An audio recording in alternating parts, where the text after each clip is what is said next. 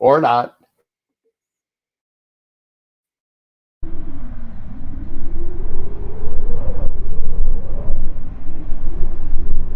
Russell Wilson has been traded to the Denver Broncos. Tom Pelissero reports that there is a deal in principle to send 9-time Pro Bowl quarterback Russell Wilson to the Denver Broncos.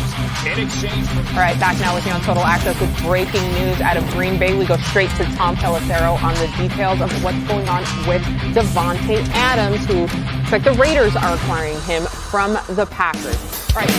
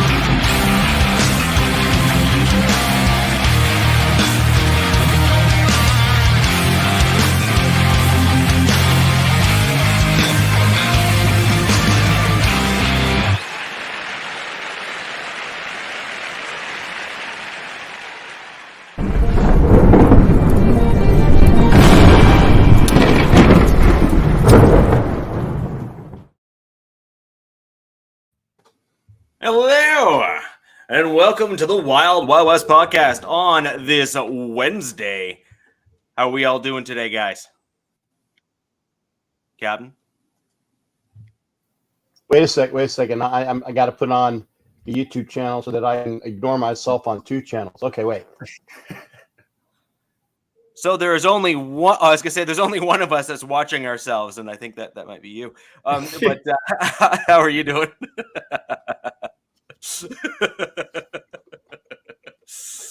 Hey, stop talking about my OnlyFans page again. We're plugging the OnlyFans early, dude. That's a new level of narcissism right there. I was gonna say, hey, you know what, Alex?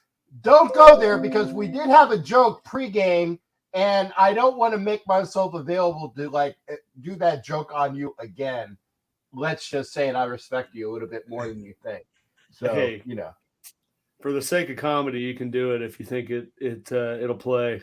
But we'll see if it's. But at the same time, my team won last weekend. I don't think anyone else can say that, so I'm doing pretty good. Oh, that's not true. My team did win. Oh, win what? Hockey team.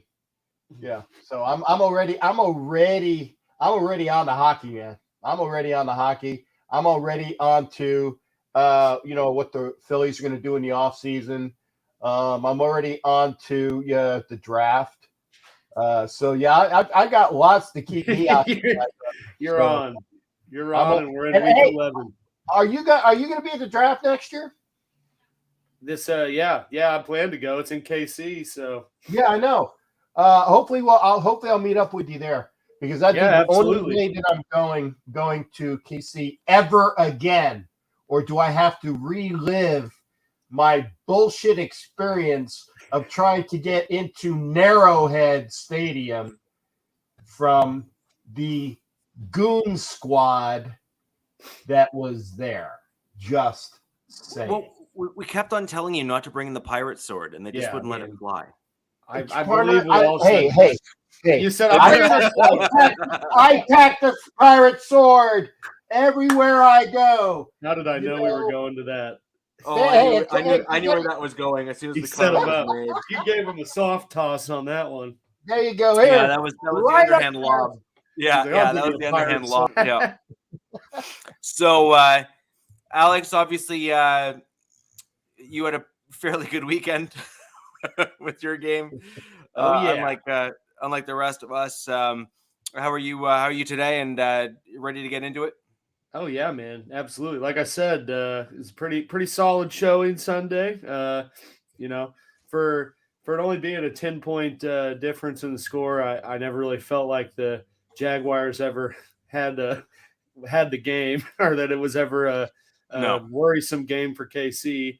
And I think that they are continuing to roll and progress, and coming into a pretty pivotal matchup with the Chargers. So ready to get going.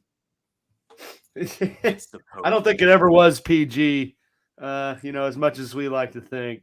Because stop saying PG of someone. Because I wonder who.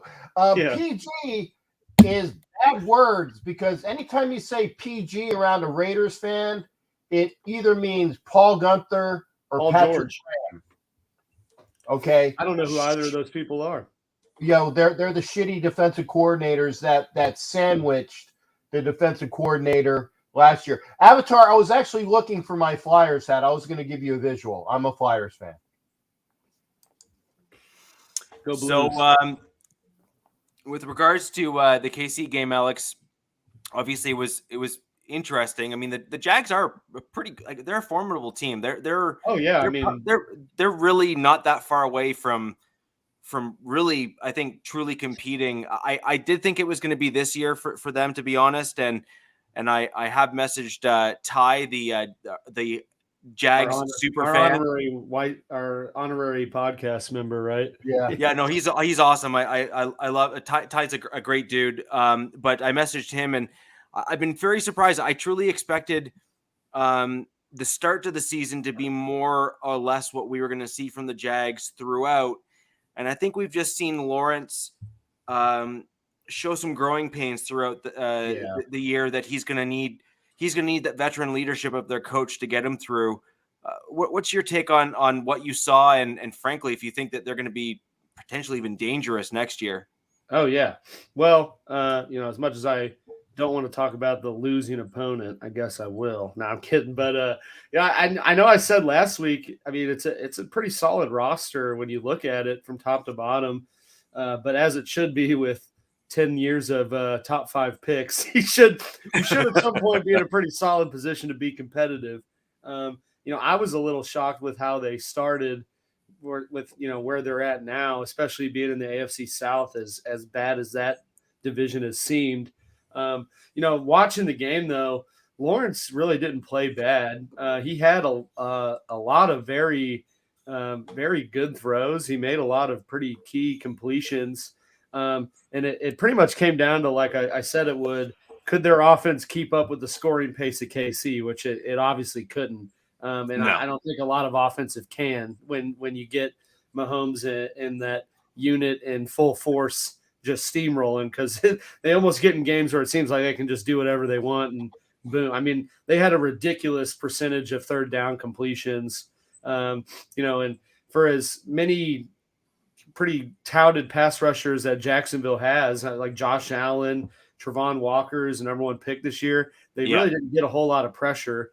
The only sack they had was getting Mahomes down at the line of scrimmage when he tried to scramble up.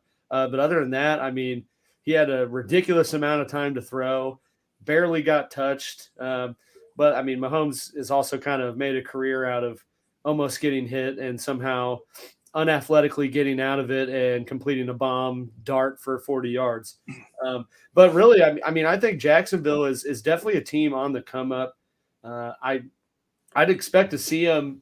I don't know what their schedule looks like the rest of this year, but you would think that we get to I guess Tennessee's probably already ran away with the South, but you would think next year, like, they're going to be, talked about going into next season as being a, contender to win the AFC South. And I saw a lot of pretty good things out of their offense. And I think Peterson is the right coach to progress Lawrence. It kind of sucks for Lawrence that he somewhat had like a red shirt year, because he had that dumpster fire with Urban Meyer and then no one. And they really get his name right. It's Urban Liar. Sir Humps a lot. That's what I call him. What's a lot? He said Sir Humps a lot because he had to stay behind at his restaurant. You see that video where he's like grinding on some chick? That's the only thing I admire about Urban Liars, that he can score some trim, man.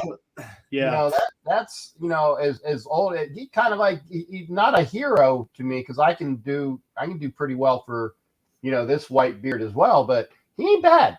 He ain't bad. Yeah. And like my man Ghost Man, who I believe is a new viewer, so welcome. And it seems like welcome, Ghost Man. I mean, Kadarius Toney had an unbelievable game. Definitely, I think I tweeted right after, objectively speaking, pretty unfair that the league let KC get him for almost nothing, because he is very much the same type of guy as Tyreek, with pretty ridiculous ball skills. So I think that moving forward, you see him really progress in this offense and somewhat come out. I mean, literally, he had this insane grab where he readjusted his gloves before he even went for the ball. You see him, Mahomes is lobbing this up, and he's like in double coverage down the sideline. And here's Toney just doing this, and then jumps up and mosses everyone. And I'm like, Hardman would never. And I mean, he's, like I said, similar skill set to both Hardman and Tyreek. And I think you see him, and I think they got him for the mindset of, literally pennies on the dollar. But I think they got him with the mindset of, we're going to pump him into the same type of role that Tyreek was in, and running a lot of these deep crossing routes that you saw him put Hardman in. But the mesh with Hardman and Mahomes was just off, where they weren't really completing them. And it at least seems from the onset of it, he's got a much better connection with Toney. And I think you see that, kind of take off. And I think it's interesting too that, they spent the second round pick on Sky Moore and have never, ever tried to get him involved. That's a mistake. After he started, fumbling punts, and then he just kind of went down. And I think it's pretty apparent now that he's kind of, on to next year with him, and they're going to see what they can do with Tony. Yeah, I mean, it's crazy just for spending such a high pick on someone and just not making an effort to get him involved. But Andy Reid's always kind of done that with someone. And then, the other thing that at least from a Chiefs perspective, I think this game was kind of a pretty clear indication that they are done with Clyde Edwards-Helaire. He did not have any carries. I think he played him like his snap percentage was ridiculously low. I was going to say that. So Gabe stole my thunder, but thanks for the setup there, Gabe. He is injury prone. As a Gator, as a Gator alumni, like I said, he is fantastic up until the time that you need him. Yeah. And so just be buyer beware on that. And again, I'm not saying that you didn't get obviously that was his knock, right? I mean, he can't stay healthy. And I was kind of I didn't realize that when he caught that touchdown early on in the game, that was his first career touchdown. And I was like, what? Because I felt like he had at least 3 games last year where he just went off. Then I went back and looked, which he did, but he didn't score. And so, I think that's kind of evidence of how often he's not on the field, whether it be with injuries or and I also go with the or. Go with the or, because that's the other thing about Kadarius Toney. His or. He's got a horrible attitude. Well, I was going to call him a cancer, but then I was like, I don't want to say that. He definitely was, at least that was the sense in New York. And he's saying all the right things now. But at the same time, he's in a much better position. And if things don't go well, I don't see him being the type of player that responds well to that. DZ, Andy Reid did say that, but from my experience with Andy Reid, when he says that means he's doubling down on not playing him. So, I think we don't see a whole lot of Clyde Edwards-Helaire anymore. No, I agree. I think your other back that you have on the roster is basically Pacheco and McKinnon. For as old and banged up as that dude's been, seems to be a pretty efficient third down back. And he's really caught on in terms of, scramble drill when Mahomes, runs around. McKinnon always seems to be the guy that's open that, he connects with. I don't know. I need to go look, but I felt like McKinnon was on a good portion of their third down conversions, just for being aware and finding open space. And, that's just not something that Clyde Edwards-Helaire can do.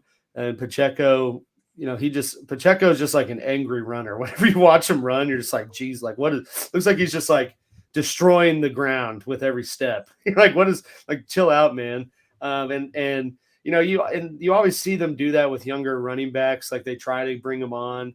And the biggest thing with Clyde is he just got hurt a lot in a very small window. I mean, he had like knee injury last year and a high ankle sprain, and then did the same thing this year. And he's just not the same guy that he was, running all over Alabama when he was at LSU, and the thing that got him drafted. And I think that by seeing, his time's only gone down the more that they've gotten Pacheco involved, the more that McKinnon's got involved. You've seen them not make an effort to give Clyde the ball. And even when he got the ball, he just did not look the same guy. And that's on him. Yeah. And so I think it's just pretty evident that they're done with him. They're not going to make it an effort to get him involved anymore. And you see him move on. Yeah. So, Andrew, Coach will be with us shortly. He had an issue with a car tire on the way home, so he'll be with us shortly. He has said he'll join in when he can. With roads in Virginia being as they are, that doesn't surprise me that he doesn't have issues with car tires every day, because the roads in Virginia just suck with either potholes or semis that you never seen the roads in Illinois. Sorry? I said you never seen the roads in Illinois. No, they're pretty bad. I have they not. Are they're terrible. Bad. Yeah. They're bad. Oh no, I take it back. I was in Chicago one summer. You were in Chirac? They are pretty shitey. Well, that's Chirac. Well, what the problem with Illinois and Chicago and that whole area is that you're far enough north where you get extreme temperatures and whatnot, but you don't build the roads like the way we do here in Canada. So you get wicked bad potholes, and you have to constantly repair the roads. Yep. That's so it's just, you need to learn from your neighbors further north who are able to maintain roads in much colder temperatures and not get they take off day to the great white north. Take off. It's a beauty to go. But in terms of Tooney, I think it's really interesting. Your comments, and I agree. I think do you want to think ultimately the thing is that he's got Patrick Mahomes. Yeah. And I think that he was a bit of a diva. Daniel Jones before that. Right. No, that's my point, is that he had a diva attitude, and he was the more talented of the two players between him and his quarterback. Yeah. And the issue is that he knew it, and then he tried to exert that out on, everyone else on the team. Well, now he's come over to the Chiefs, and this is not a competition. Mahomes is the more talented of the two players between him, the two. There's no denying that. No, so this is a Tooney. Mahomes goes up, hold my beer. Yeah. and then says, okay, now we're gonna go. And I think that's a lot of the reasons why. I think there's a lot of reasons why you're seeing kind of what you're seeing now is he's finally been put in a position where he needs to basically sit down, shut up, and play. Yeah. Speaking of which, my mug is empty. So because I need to get some beer. Yeah, I can't. Barwinch, fetch him a beer. Yo, Barwinch. Yo. Wow. Hey, another pint. Hey, bitch, give me some beer. No. Wow. hey, you got to catch up, Coach. I've already gone to like PG-13, and what's the other one? We're slowly climbing up to the R rating. NC-17. Yeah. No. I was almost at NC-17, but I kept my shorts on. Oh, okay. Yeah, that rating is for Captain's OnlyFans, available after hours. There you go. I will be right. I will be right back. I'm the because I would never have to have any more wonderful, nice comments until Coach is here. Coach, good to see you. I will be tuning out for just a second. I'll be right back. Man, after you said all that about Coach, you're leaving now? Oh, trust me. Trust me. I'm coming back. I'm coming back. Coming back. You got some stuff. I'll be right back. So now that he's gone, no, just kidding. Right. Yeah, finally, all right. Yeah. All right. Not an old dirty pirate's gone. Remember, I can still hear you, you bastard. So, Coach, we were just kind of finishing talking about the Chiefs game. Obviously, successful outing for them. Also discussing how they've gone through some changes, but it's kind of just different players playing better in the roles that they were intending other players to play in come start of the season. And that's kind of seemingly I think where the Chiefs are, right now. And obviously they've gotten their offense rolling. Over to the Chargers. And again, Coach, we did cover off. One, we let everyone know that you were coming and you're going to be a little later. But two, this is a unique week for the AFC West. Rather apropos that we are all on a podcast here together, because each AFC West team plays a different AFC West team. This is why the podcast, which I think really makes exactly. That's why we're here, right? This is if there was no better reason, it is this very week that's coming up. So we are going to get into that shortly. But a quick recap, Coach, in terms of your thoughts of your last game and all of the ins and outs. Well, thoroughly impressed with the effort, especially defensively. I'm thoroughly impressed with the effort. Nobody gave us a shot going into the game, and then we were up for most of it. Honesty. That bye week, team comes off a bye week is always touchy. They can really be clicking because they fixed up or tuned up some issues that they had previously, or they just could be rusty. And I think a little bit of that played into it with the 49ers. On top of the fact that we just gave a lot of we just had a lot of grit. And as Staley said himself, he had a great game plan going into the game that allowed for the defense to be able to be effective, despite constantly losing guys throughout the game. We lost 2 D tackles throughout the game. Christian Covington and our rookie Otito Obonyo. So I think that the score to be what it was, I think the overall effort was really good. It's just the offense, man. I think that if we had one weapon, I don't even think we needed 2. I just think we needed one weapon. Gerald Everett went out with a groin in the first quarter, so we lost our pass catching tight end. We were already down 1 going into the game. So you got a 3rd string tight end, 5th and 6th string and practice squad player receivers, no running game. It was just tough sledding. You're gonna have a bad time. Yeah. I think that is definitely accurate. So, but anyway, I appreciate the effort, because I think that games like this in the past for the Chargers, I think that it speaks to the focus and the grit and the moxie of the team, because these type of games, when we were decimated by injuries in the past, we got blown out. There's no ifs, ands, or buts about it. It'll be a really ugly game. I'm gonna take a line out of one of the greatest movies of all time, Animal House. And this is from me to you. My advice is to start drinking heavily. Okay? Right. I thought you were gonna say you were a zit. No, I can't do it. I got shit in my hands, man. Come on, man. Come on. Wait a second. I feel like that bottle has never gone down in the 7 times you've presented it on the show. Or it could just be a new bottle each time. Yeah. This is why we're inquiring.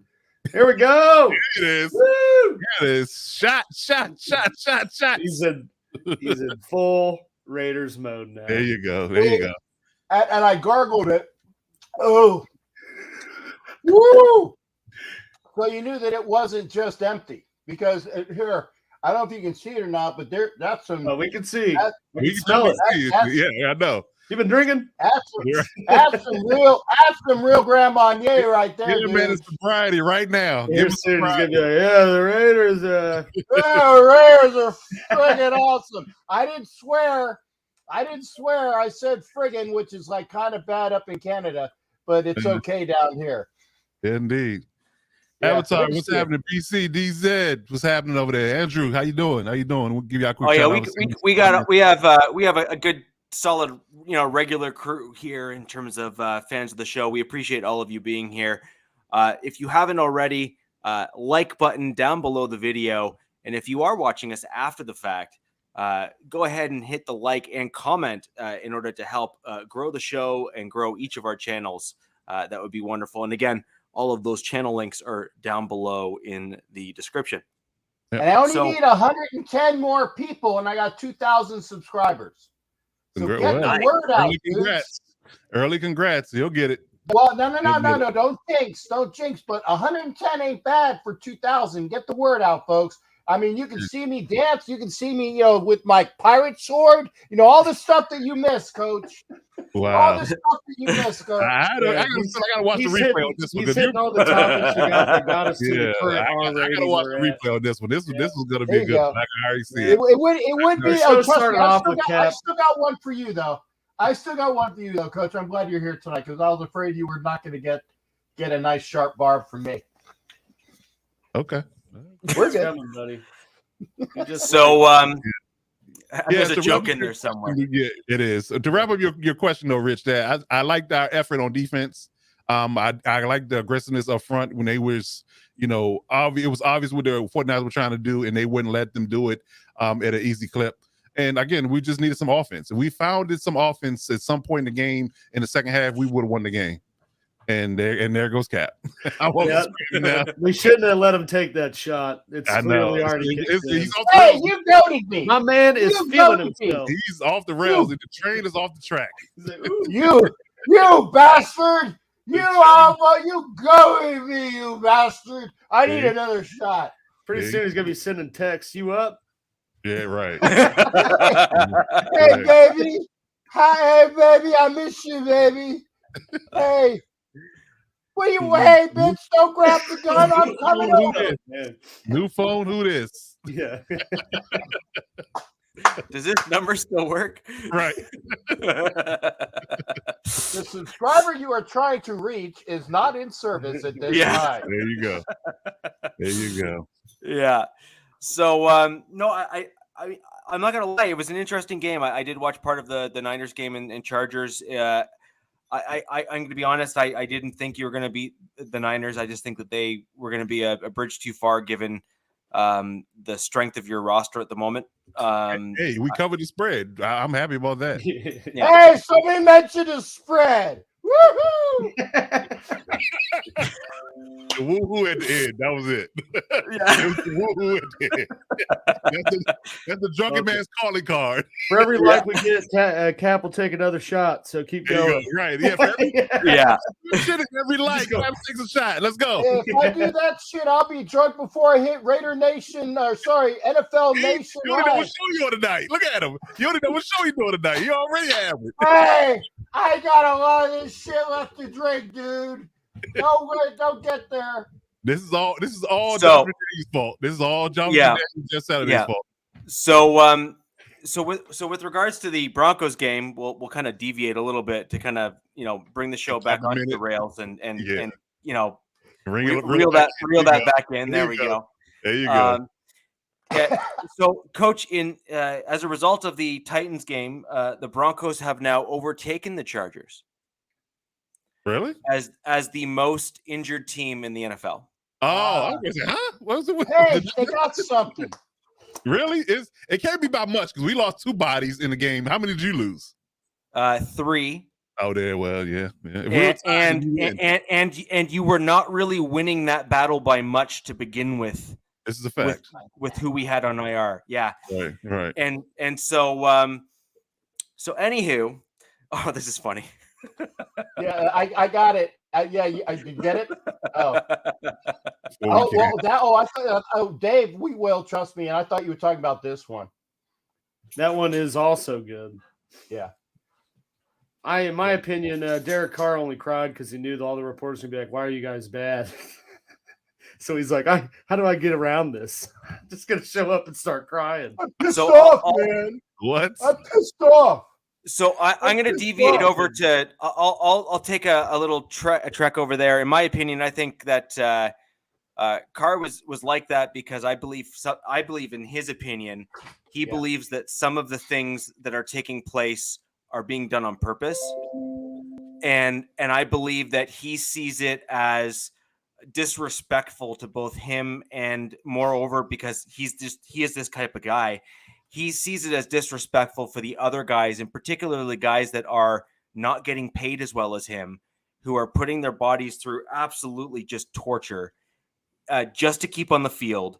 And I believe in his mind, he feels that there are certain things that are just there. He's been there long enough to be able to see enough of the things take place where I think he's seeing some of the things there.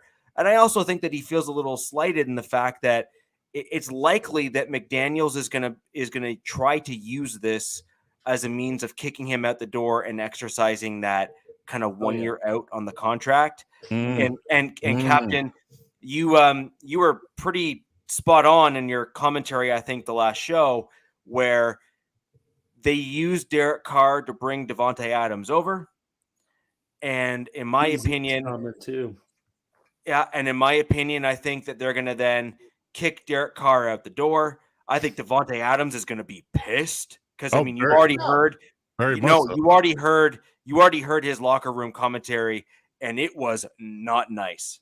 And it was not geared towards Carr. Yeah. What he said. Well, I want to add on to it. By the way, very, very eloquently and profound in your statement. I'm going to add a little bit to it if I'm allowed to. Okay. I think that some of Derek's statements were, he is pissed off. He is emotional. People are getting on the case that he's emotional. Some people get emotional. Okay.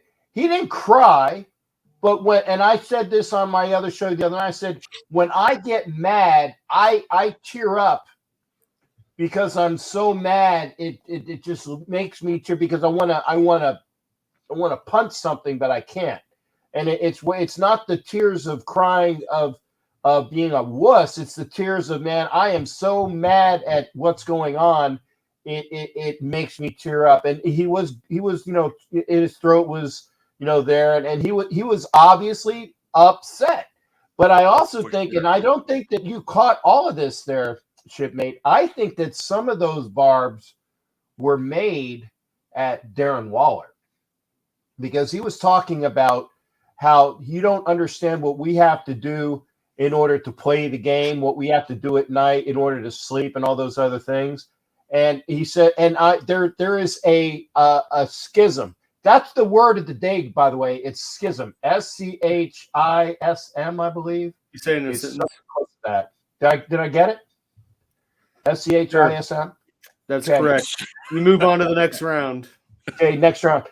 There is a schism in the locker room. It's people that are loyal to or have bought into what McDaniels is trying to do, and the operative word is trying to do, and those that are loyal to what Carr has in the team. And there might even be like another fracture of there's people that just they want they F out.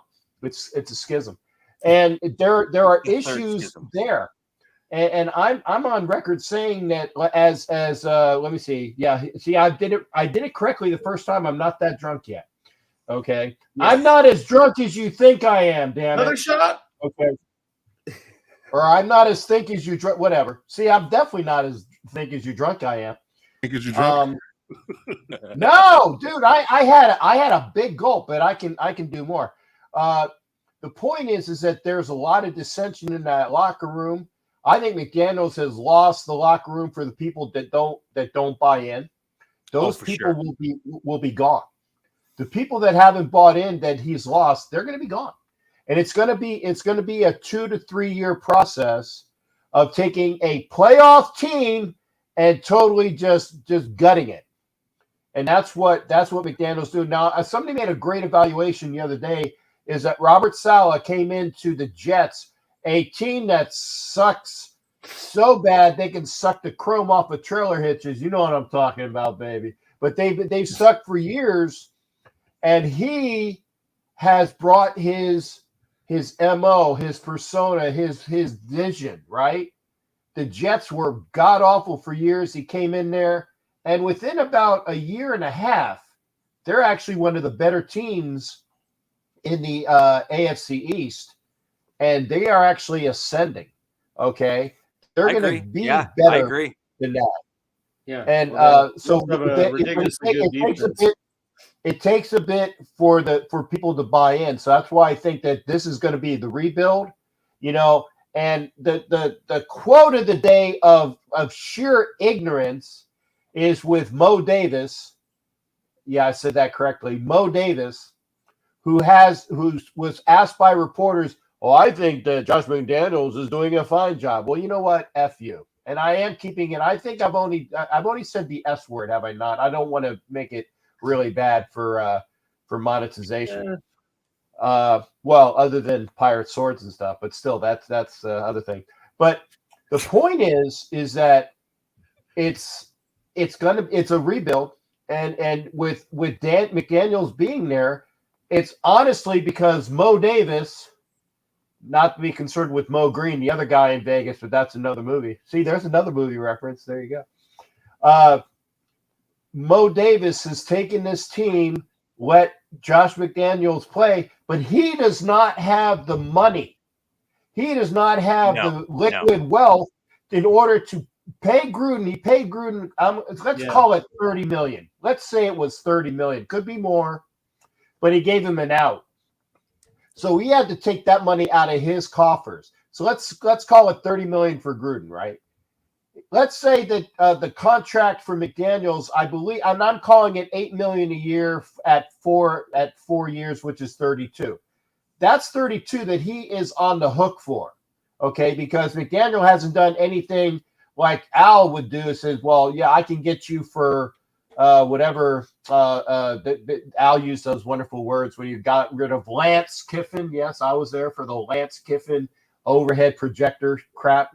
That should be in the Hall of Fame, by the way. The overhead projector, that should be in the Hall of Fame, because he's got nothing on him to get him for a breach of contract. So he owes him, let's say, $32 million, right? They're in Vegas, man. Just send them to a booby bar and put some it'd be 24 mil after this year. Put some white powder right next to him, take a picture, and be like, "You're out." Not white powder. Okay, well, that might be coming. No pun intended. But until such things happen, he's on the hook for that. So he's got no liquid assets. That's why McDaniels is going to be the coach through this year and into next year, because he's going to need something to happen. But the team is being reconstructed. I know that's not a word, but I just made it up. I got a little scism for you too. Re-engineered. How about that? Re-engineered. But I saw I watched a video. Richie, I think, actually responded to it was a Raider account. It was like a YouTube video of some guy breaking down like the McDaniel situation, and it kind of made sense when he compared it to what he did in Denver, where he got there and instantly tried to get rid of Jay Cutler to bring in Matt Castle. Pissed off everyone, got rid of Cutler anyways, and that guy was talking about how McDaniel, like you said, is kind of indirectly tanking to point the finger at Carr and say, okay, I got a top 5 pick. I want to get my guy, get this dude out of here. And I think that's what you see. I mean, that's what's going on, honestly. I mean, as an outsider looking in. Yeah. The problem is that Carr was actually pretty smart in how he worked his contract. And the reason why I say that is that they have to get rid of him outright, and they can't trade him after this year. So what I mean by that is let's just let's look at what the Raiders are doing at the moment. So there's something weird, I think, that's going on, and I think they're kind of doing it in purpose. They're not taking this next one. There it is. Oh, okay. I'm ready for you, brother. I got you. Yeah, indirectly tanking is another. It's a schism to say they suck. Yeah. Word of the day. Ding, ding, ding, ding, ding, ding, ding. It's like Sesame Street, except football style. But but no, I disagree. So I think that I agree with the concept, but I think what's happening here in the way that Carr has his contract structured is he's got that 1 year out and they have to cut him. So they can't trade him to get picks. So they can't just get a bargain on his first year or get a reasonable first year out of him, trade him for picks, not do well, and then bring someone in. They just can't do it. Carry. The Raiders cannot do that. That was the coach, man. No, it's not. Not at all. Coach went. No, I did not. No, I did not. Shoot that like Duck Hunt. You ever move the game Duck Hunt?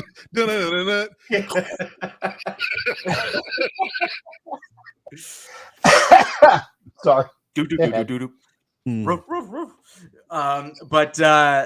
So I think Carr's got himself in a good spot, because in order for McDaniels to do what he's doing, which I think is happening, is the Raiders can then not turn around and trade Carr without absorbing a fair amount of his contract. Yeah. Well, and what I think is this, and I am on record, and if I'm wrong, I'm wrong, but we'll find out shortly after the Super Bowl.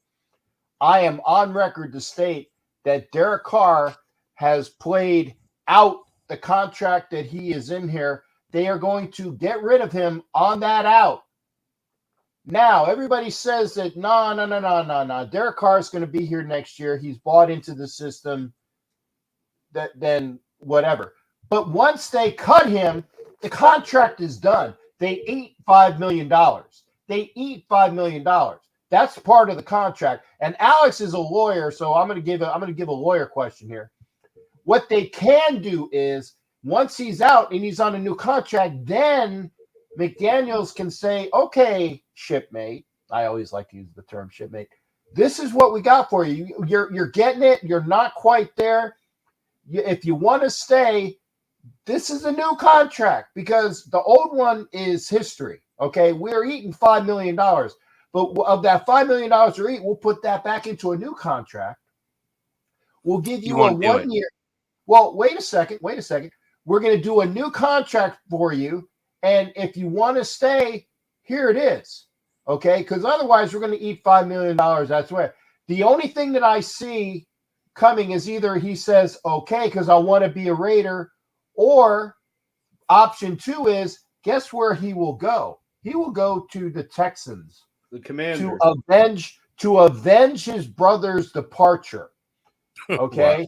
That's option 2. Or option 3 is, he said, you know what? We're going to be doing my ministry anyway. I'm just going to get a head start on it. But that's what I think. No.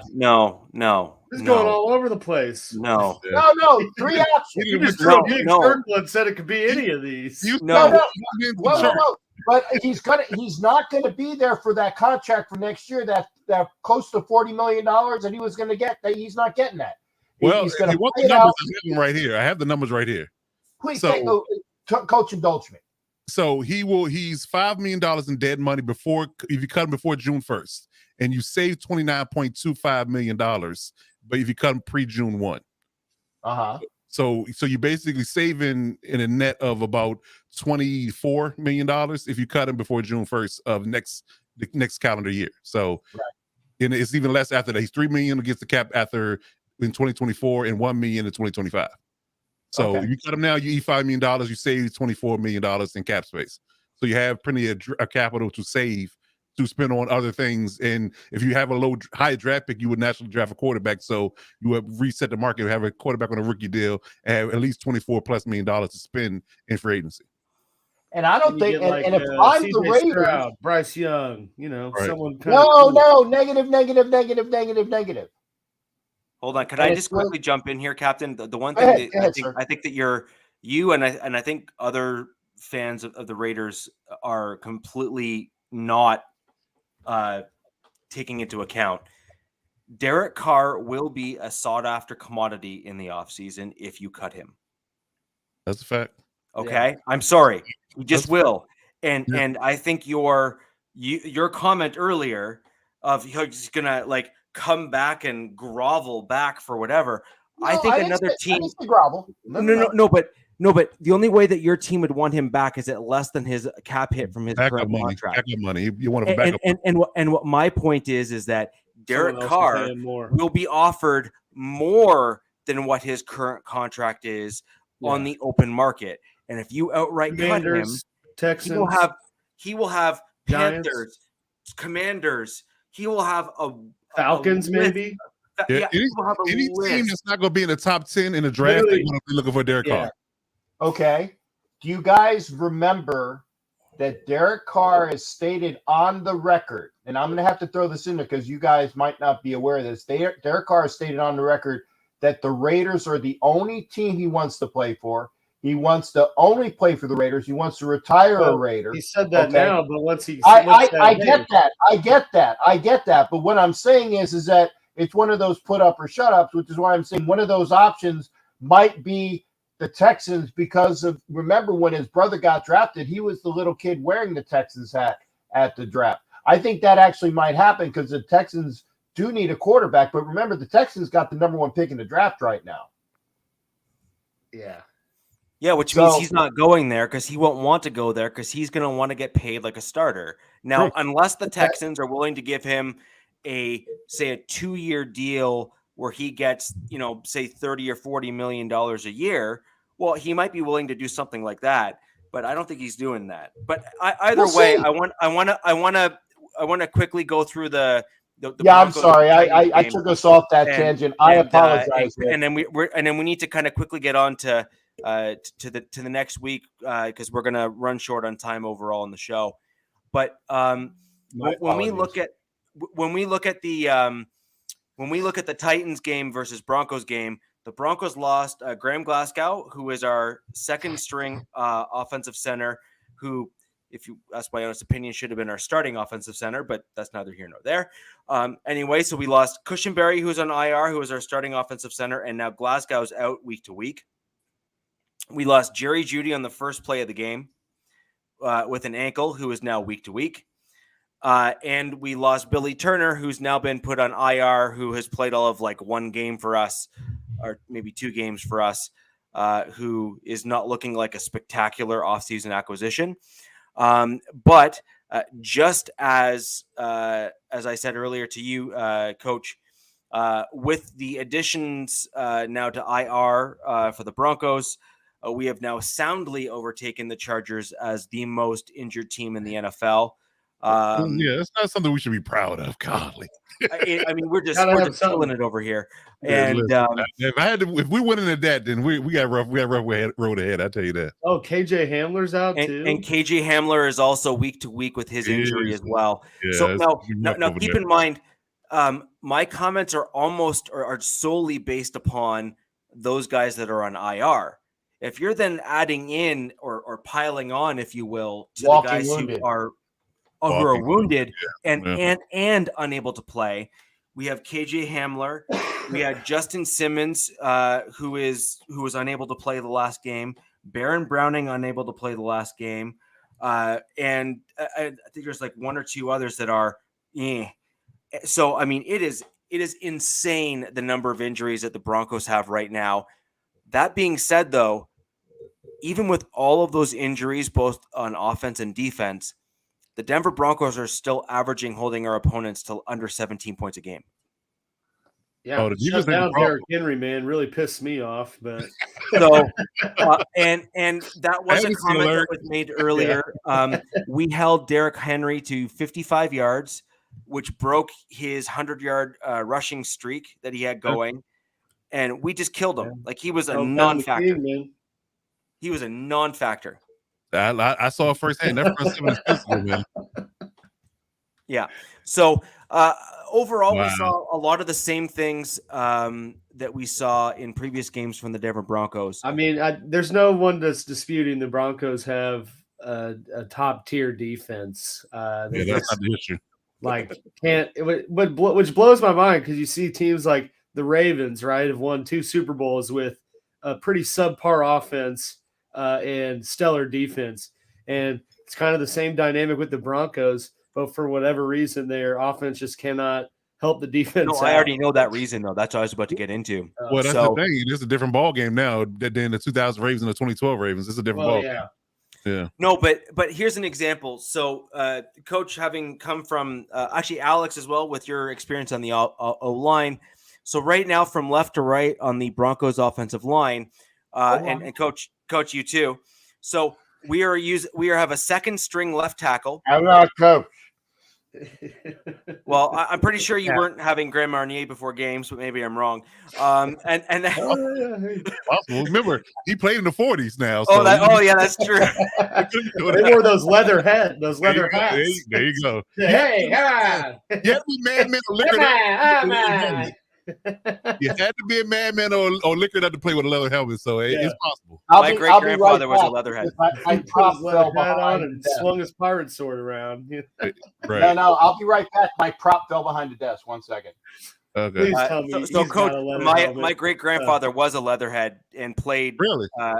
So I have I'll find a picture. I'll show. He was my great grandfather was 6'4" and 270 pounds.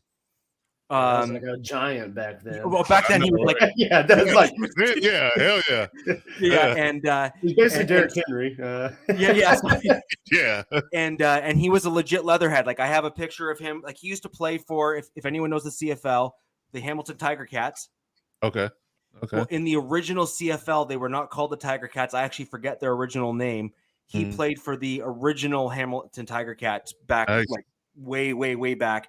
I mean, and this is basically when you could like punch a guy in the face and it was like totally legal. Yeah, it was legal. The Hamilton Beach Blenders. Yeah. The Hamilton Beach Blenders, man. Yes. Yeah. So my grandfather was a legitimate leatherhead. I have like the pictures and everything with him on the field and this whole uniform. Oh, wow. I knew it. I knew he had one. I knew it. And it fits perfectly. That's the thing. It fits perfectly. One, huh? There you go. Is that what you wear in the alumni games? Hey, stop talking that way. I need another shot of Grand Marnier. It has the it has the general look of the Monty Python and the Holy Grail Frenchman. So good. I'm gonna go ahead and put in I'm gonna put in a motion for Cap to wear that the rest of the show. I agree. Yeah. Motion's granted. Even I agree. There you go. So anyways, the Broncos, generally speaking, Alex, to answer your question, and Coach Captain rather, I think this is gonna kind of segue ourselves into the Broncos Raiders game nicely. Is not a schism, a segue. You know, I know they're both S words, but I got an S word for you. I'm sure you do, but we're just not going to go there. That's not his favorite S word, though. I tell you that. Yeah. So, so Alex, as I was discussing, so we have a second string left tackle. We have our starting left guard, who's the only starter who's left on our offensive line. We are now on our third string offensive center. We have what should have been our starting right guard, although he was hurt at the beginning of the season, and we are now on our fourth string right tackle. Yeah, I'm looking at it. Wow, looks pretty brutal. Yeah. A lot of cues on this depth chart too. Yeah, like to put things in perspective, the right tackle that we had go into the game was a call up from our practice squad. Yeah, it's never good. You got a whole O-line out. Like you got 5 questionable. Especially when you're going against, Titans have a pretty solid front D-line. Even without Simmons in there, it's still a spectacular D-line, right? Oh, yeah. Well, and Vrabel, I mean, pretty evident. Vrabel is a pretty solid NFL coach. And yes, he is. His team's always well coached defensively. Yeah. Physical. Yeah. But again, so for the former offensive linemen that are in the panel here in the group, so typically speaking, when you have a banged up line or you have a lot of new guys that are coming into the offensive line, and you're basically trying to claim that your base scheme is going to be outside zone, so you're going to run outside. Yeah. You have an option of running under center or running in shotgun. And you have all those new guys there. Yeah, I'm going to go on a limb and saying running under center is going to be the way to go because it gives a better lane for the back and you're able to protect the quarterback better. I was going to say shotgun, inside zone. Just tell those dudes. No, outside zone. Well, yeah, but if in that situation, I'm running zone and telling them get to this space and don't body. We don't need a one-on-one Aaron Donald over here for a right dive, like especially and you'd want to max protect. You want to add the tight ends tight. You'd want to add the tight ends and tight on the outsides, and but the Broncos ran shotgun and they just ran and they threw the ball 42 times. Hey, but I mean, hey, you did trade for a franchise QB and pay him, so you should, in theory, do that stuff. Right, but that's kind of where my point is. Now, when we transition over to looking at the Raiders game coming up this week in Week 11, they have some pretty decent guys on the interior of the defensive line. And wait a second, cue it up. Say it one more time, brother. What? Say it again. This is my barb for coach. Come on, say it again. There is no schism. They have a solid line. Clear up the interior defensive line, you schmuck. I just said, say it again. What, the interior defensive line? Of the Raiders, because we are saved now. We've been brought to the Holy Land. Hallelujah. Because of Tillery? Tillery, the waivers from the Chargers. Your internet didn't even want you to get that message off. Right. Right. Yeah. Good. Yeah. Enjoy that piece of crap. I tell you that much. Yeah. Now, what will be interesting though is what happens if he does well. Really? You know what? What happens if he does well? He's gonna play one game well when he play the Chargers again. That's it. He's gonna play well because he had an accident going. But go off. But he hasn't been good in 3 years, so I'm not expecting much out of him. Honestly, dude, I'm not expecting nothing out of him. Yeah, I would. But I'll tell you what, Darius Pilon played his ass off for the Raiders. Pilon was great. Yeah, I would take Pilon over Tillery all day. Yeah, but the greatest game that he played were against the Chargers, and so I think that they're gonna save Jerry Tillery just for that game. Yeah, of course. He's gonna play. He's gonna have he's gonna have 3 pressures and the sack or some crap like that against us, but nothing else in another game. That's what he's gonna do. I know. Yeah. But that's what, as soon as I got that news, I said, "Oh, I got some more material for Coach because that's savage baby." But if any offensive coordinator is smart, anytime he's in a game, they're going to run right at him, and he's going to get pushed into the linebackers, into the safeties' lap for every single play. That's exactly what's going to happen. Oh, whoops, sorry, wrong one. Yeah, Jerry Mellon. There you go. There you go. I did think it was a little bit of, I don't know if I want to call it poetic justice. The Chargers release him and then instantly lose 2 D linemen for the year. That's the thing. I would have still been okay with picking up a practice squad player than him because, again, every time he's in a game, I cringe because anywhere they ran anywhere near him, it was a large gain or a touchdown. Yeah, I mean the Chargers did grab a defensive interior defensive lineman from the Browns just today. I think yesterday. Tyler Davidson. Yeah, Tyler Davidson. Yeah, and he's a great run stuffer. So I think he's gonna fill a bit of a void there for the Chargers. To be perfectly honest. And if he starts to elevate as he plays more and more, I mean, he could be, a reasonable rotational or even a staple on that D line for you guys as well. But I digress. Captain, with the Raiders Broncos being a legitimate rivalry, not just within the AFC West, but certainly a storied one across the entire. It's well known across the NFL as being one of the kind of upper tiers in terms of rivalries. Frankly, you guys won the last game that we played. So, I mean, the Broncos are already at a disadvantage with that in that regard. What do you expect to see from your team? And do you think that McDaniels will forego his tankathon just to try to stick it to the Broncos again? I don't know. I mean, I think that one of the reasons why the Raiders beat the Broncos last time was because Sierra was playing at Dre's nightclub the night before, and seriously, I'm not kidding because I know she was playing because the young lady always says, "Oh, I want to go see Sierra." I'm like, young lady, I didn't call her a B word. I said, young lady, you can stay out. You can stay out till 4:00 in the morning. My ass is going to bed because I got to wake up early and start getting ready. Okay. oh, but I want to see Sierra. I'm like, yeah, it's because the Broncos are here. That's why she's in town. Okay, go ahead, run right past me. Actually, it's past me, but I got you, Carlos. You're close enough. Yeah, don't piss me off when I get drunk. I go on grammar, schisms and things like that. Anyway. Schisms and such. But no, I think that the Raiders are going to. I have no idea. I will not be able to pick a Raider game for the rest of the year.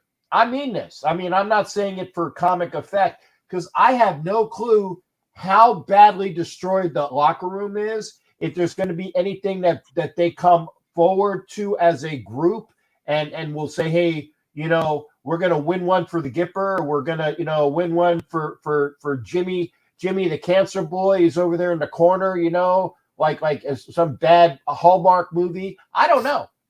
I mean, we're going to win one for Jerry Tillery because he wants to come to a great franchise and he made the mistake of signing with us because he was dropped. Yeah, I have no clue. But by the way, two for one on Tillery there for you, Coach. But yeah. I don't know what they're going to do. I know he's going to play well against the Garglers. Got to get that one in before I leave for the 9:00. But I don't know. I will be there.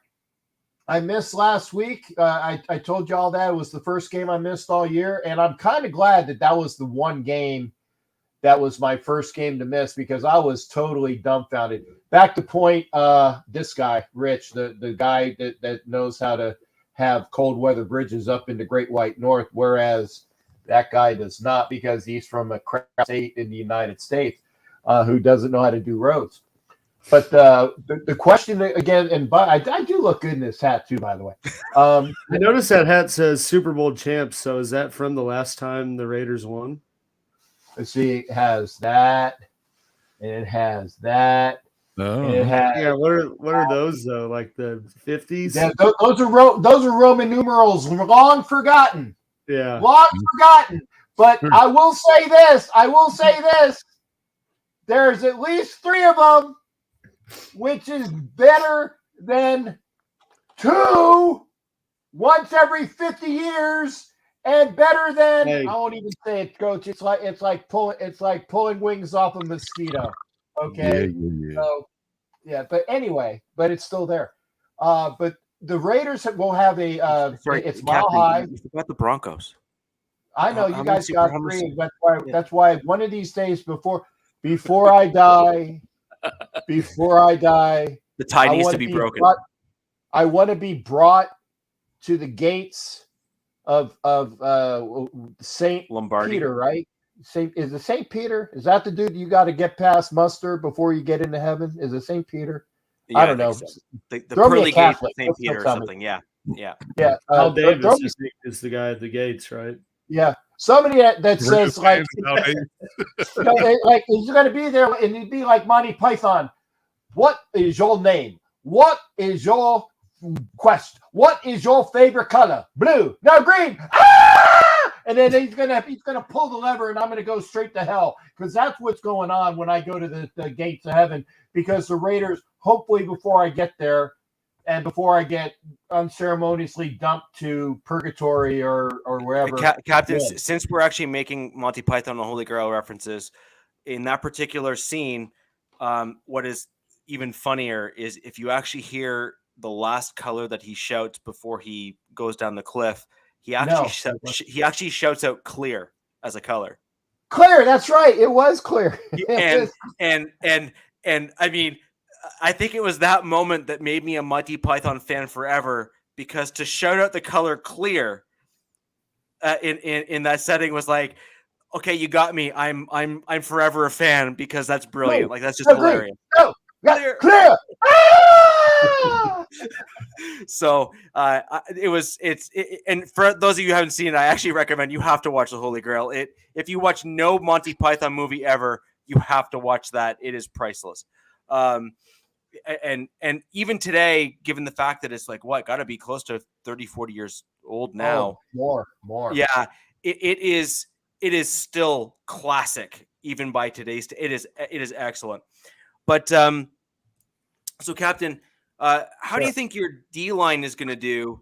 I mean, obviously, we're basically playing a bunch of backups on the O-line, but you have struggled quite a bit in getting pressure, which is a complete 180 from what you guys had last year. Yeah, I wonder why. Because I told you about that curse word PG, Paul Gunther, Patrick Graham, who, by the way, was told that he is not guaranteed a contract next year, as Derek Carr was not guaranteed a contract next year. The only person that's guaranteed a contract next year is some guy by the name of Josh McDaniels, but I digress. Ziegler. Well, and Zig. I actually, Ziegler is not done bad. He's not done bad as a GM. It's other things, but the Raiders, it's been one guy who is probably a top, I won't say top 4 defensive end in the NFL, and that's Max Crosby. He's the one that always goes and gets all, and is. I'm sorry. He's no, F you. I caught myself. I didn't say the full He's word. a top 30, I'd say. Top 30. He's top 5. He's top 5. Yeah. In the NFL. No. Oh no. He's top 5. Yeah, I'd put him in the top 5. I put him in the top 5 in the defensive ends for sure. Yeah, I think. top 5. And that's are we messing outside linebacker and DN together? Are we talking edge rusher, or are we just talking? No, we're talking DN. We're talking DN. Pure 43 DN. That's what we're talking about? Just a DN. DN. Okay. Just a defensive end. All right, okay. DN. But like I said, it's him getting held every play and no help. And even Peggy Holmes, and I know that if you guys don't know who Peggy Holmes is, the great lady that knows a lot about football, she says it's because the Raiders get no inside pressure. That when you get Chandler inside Jones pressure, doesn't do anything either. No, if you get no inside pressure, you don't get those defensive ends to wrap. Chandler Jones, he's beyond. DNs won't wrap. That's the thing. DNs are in the middle. On a milk carton. He's not even on a milk carton. He was lost in the Bermuda effing Triangle. Okay, he went to the beach in Florida and went out to Bermuda and got sucked up by the 7 guys in the ABF intruders. You know, the 7 Navy planes that vanished in Bermuda. The guys are sucking. Yeah, but the guys that returned in the first 5 minutes on the movie with you know that one. Those were the guys. The 7 ABF intruder. Something before your time, Alex. Close Encounters of the Third Kind. Close Encounters of the Third Kind. Shut the F up, okay? Those were the 7 guys that came back at the beginning of the movie, were the guys from the Bermuda Triangle, those 7 ABF intruder pilots. He is still gone. Don't know. There's somebody that's wearing his jersey. I think his name is Chiller Jones, because he's definitely not Chandler. So if you've ever seen the Will Smith movie, it's someone wearing a Chandler Jones suit. Right? It's he's there. He looks like Chandler Jones, but he does not actually play like Chandler Jones. I make this shit look good. And so it's really interesting just how, and frankly, I'm surprised that McDaniels isn't just losing it on him. Now, Captain, isn't Jones from the New England tree, in that group? Yeah, he is. So. Also, the brother of John Bones Jones, if you didn't know that. No, I did not. And yes, Avatar, that was Men in Black. So the first one, not the second or the third or whatever other number they're at now. Now, I have a question for you, Captain. If Chandler Jones comes out next year, and all of a sudden looks just like he was before, are you not going to look at that and say, insider baseball? Is he playing for us next year, or is he still playing for you? No, playing for the Raiders. Okay. Like my point is he's from that New England umbrella, and he knows the New England way, and he knows that if he plays ball, that he's pretty much good as long as he plays ball, and the contracts that he's got is basically guaranteed. So if he comes back next year after the changes are made in the offseason, which I think are inevitable for the Raiders, and he comes back with a different defensive coordinator who's probably, going to be thrown as being a New England or at least a Josh McDaniels guy. Do you think we got the wrong coordinator? We should have taken Wink Martindale when he was available, and who has made the Giants a great D. And I know that Gabe's still in the chat. The Giants kid. Wink Martindale would have been so much better for this defense. So much better for this defense. His problem is but my point is that if you have a discrepancy between Chandler Jones looking like he's not even on the field right now in 2022. And then a new DC coming in and McDaniels making changes and other changes being made. And then all of a sudden Chandler Jones comes out in 2023 and looks exactly like Chandler Jones was meant to be in 2022 and beyond. Are you as a Raiders super fan not going to look at that and say, that to me looks like insider baseball? Yeah.